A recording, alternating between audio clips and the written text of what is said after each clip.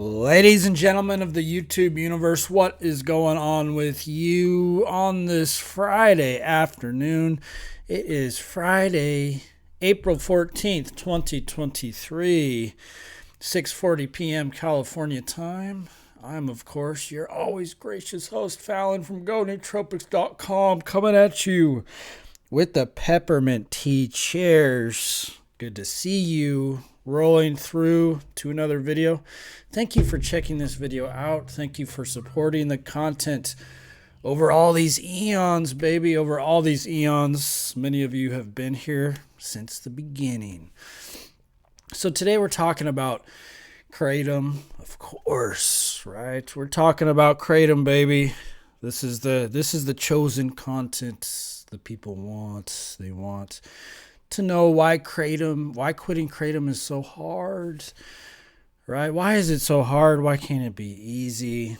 You know, if I could go back in time, if I could turn back the hands of time, I would have never touched in any of these things, man. I would have never touched the booze. I would have never touched the cannabis. I would have never touched the Kratom. I would have never touched any of these drugs, because once you crack that door open and you get a taste, right? And that's the key word here, is you get a taste of the shortcut that drugs provide, the shortcut that Kratom provides, how you can go from feeling relatively bad to feeling pretty good, right? Really quick.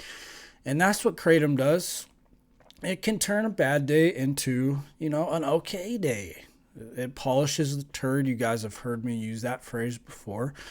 It polishes the turd, and all of a sudden you went from feeling not so good to feeling, pretty okay. Hey, the world's looking a little good, right?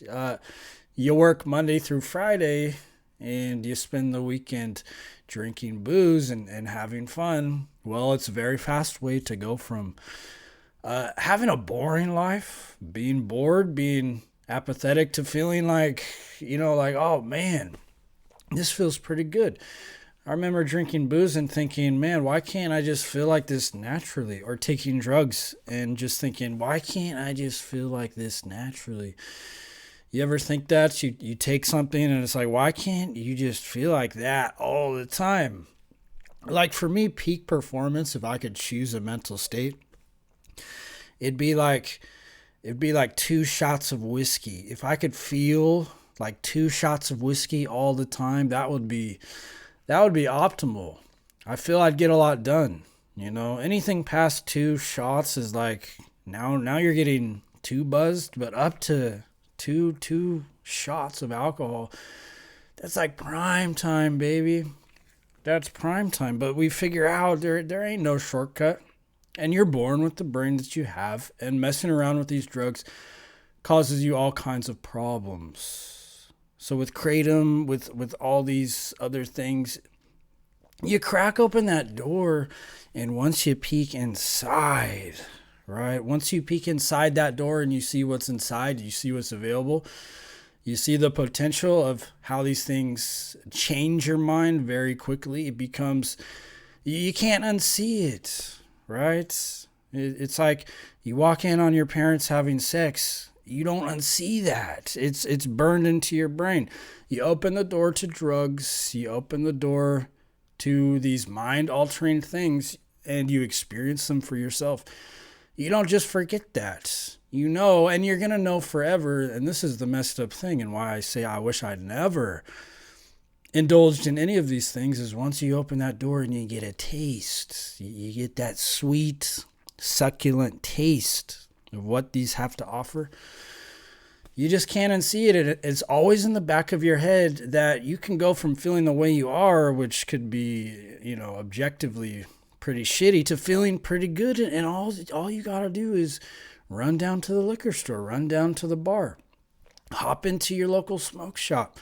That's all you got to do. And that is with you. That thought and that realization stays with you forever.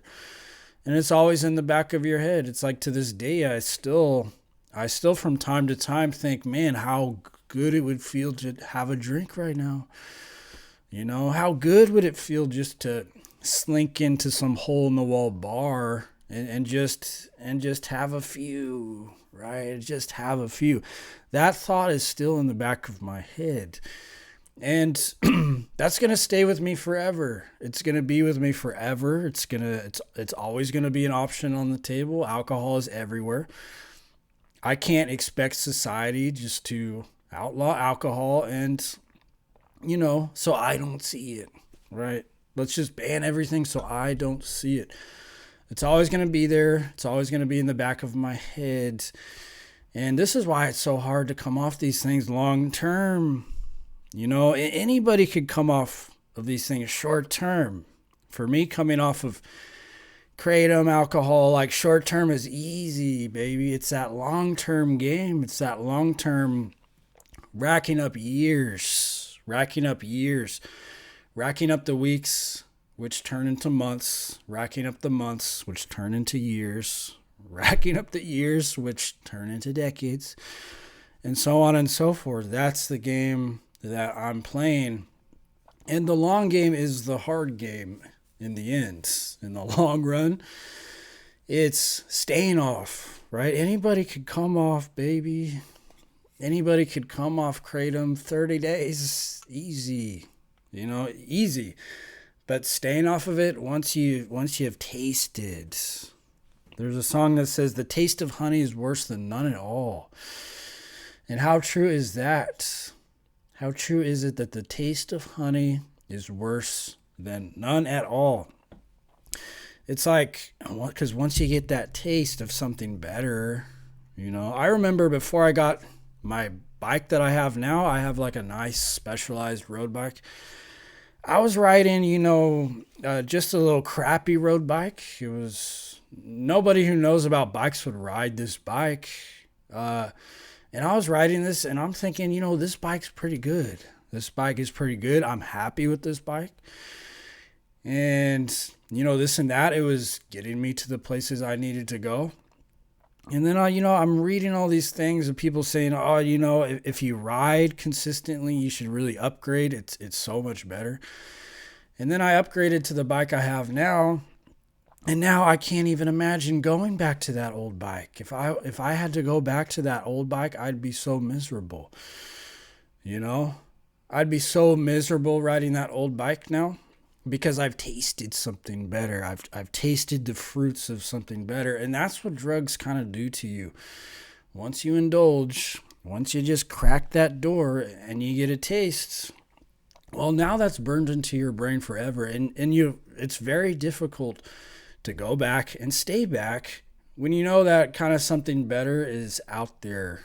When you know that something better is out there and you've already tasted it.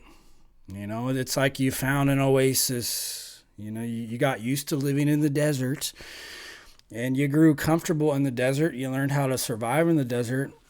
And then you find this oasis and you're like, holy smokes. You're not going to easily go back to the desert after spending some time in the oasis, right? How are you going to go back to the desert once you've tasted of the fruits that the oasis has to offer? And this is what drugs are. And to really come off long term and to play that long term game, you almost need like some type of paradigm shift, some massive shift in how you think about these things and how you think about drugs, how you think about Kratom. Because it's almost not enough just to, wishy-washy quit. And, you're always in this state where you're going back and forth of, should I go back? Should I keep moving forward? Should I go back to drinking? Everybody's doing it. You're kind of like wishy-washy with these plans. And yeah, you might have stayed off for a while, but you still haven't experienced that paradigm shift that's going to carry you through to the long term. And unless you see that there's something better out there that is making itself available, unless you see that being off drugs is actually better, well, then you're not going to stay off, You're not going to stay off because it's like, why? I look at a lot of people, and I don't think everybody needs to come off kratom or drugs. I think there's a good case to be made for people, in certain situations to be on drugs because objectively, if you look at their life, it's like, why not? It's like you take a dude who's 50 years old, he's estranged from his kids and his family, his wife has blown up to like 300 pounds. He's working this like cog job. He gets like demeaned at work or whatever, and you see his life is like he's existing in this life of misery. And he set this up for himself, right? But here he is. How are you going to tell that guy that his life is going to be better without kratom? How are you going to tell that guy not to have a couple drinks at the end of the day? How are you going to tell him, hey, your life is going to be better without this stuff? It's probably not. At that stage, at that late stage, it's like late stage just rot. You get to a certain point in life, 50, 60 years old, you've made bad choices.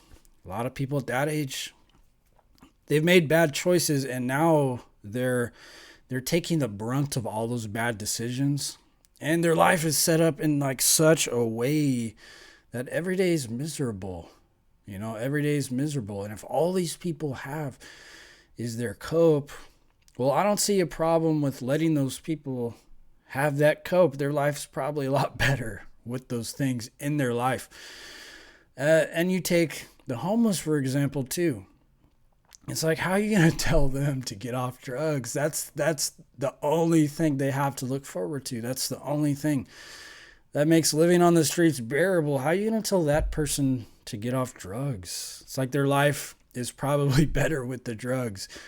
And it gives them some type of motivation to get up, get their fix every day, and some sense of like moving towards something. Even if it's just they're moving from their tent to the dealer or their street to the dealer, they have an objective at least. You going to take that away from them and just make them live on the street with nothing? It's like, let them have their drugs. But if you're in your 20s, you're in your 30s, 40s, even 50s, and there's really no age limit that you could put on it. But if you still have potential, you still have something that you can do. It's like if you're in your 20s and your life is shit, if you're in your 30s and your life is shit, why can't you go out and do something? It's like, why can't you go out and get something done? Get a better life for yourself. Get a girlfriend, get a wife, make some more money. Are those things so unobtainable to you that you've just given up and you're just kind of coping and numbing out with kratom, numbing out with booze, and numbing out with phenibutes? Has your life become that? And for me, like one of the paradigm shifts that I had was, I think for a lot of addicts, telling yourself that, well, this isn't forever, you're not coming off the drugs forever, is like important in the very beginning, because that kind of gives you an out. If sobriety doesn't work out, if your life doesn't work out, well, you can always go back to the copes that kept you comfortable. And leaving yourself that escape route temporarily is a good thing, because it's like, look, I made the decision that, you know what, while I'm young, I'm going to go out there and try. And I know these drugs aren't helping me. They're not helping me get a better life. They're bringing me down. I'm destroying relationships. I'm destroying my life. I'm destroying everything around me on the booze. Why not just set aside a few years out of my miserable life and try something without drugs? Just try and go out there and get something, baby. Get something going, because if you don't, this goes back to like, why would you take the drugs away from the homeless person? If you're somebody who's, your life is shit, your job is shit, you're living in the cesspool of your own creation, and you don't see any prospects of doing something better in the future, why would you come off of drugs? if you have it so set in your mind that the future is bleak and nothing good's coming down the pipeline for you, well, why would you choose to get sober? What, you're going to get sober and live in the same boring life that you live in now? Who's going to do that? So to come off these things long term, you got to not only come off of the drugs and come off of the kratom and come off of all these things, but you got to go out and actively make your life better, because it's like you're probably taking these things because your life is the way it is. And so if you just quit drugs, but you don't improve your immediate surroundings, it's like there's going to be no hope for you. You're going to inevitably go back to the kratom. You're going to inevitably go back to the drugs, the substance. And that's going to be your life, you know. So coming off of kratom, coming off of these things, coming off an addiction, that's only part of it. That's like coming off an addiction is like only a piece of getting your whole life together, getting your whole life in order. You got to come off the drugs and go do something. Don't come off the drugs and do the same thing, right? Because if every day you're waking up bored and you got no prospects, you got no projects, no interesting things going on, no interesting people in your life, it's like, why wouldn't you use drugs?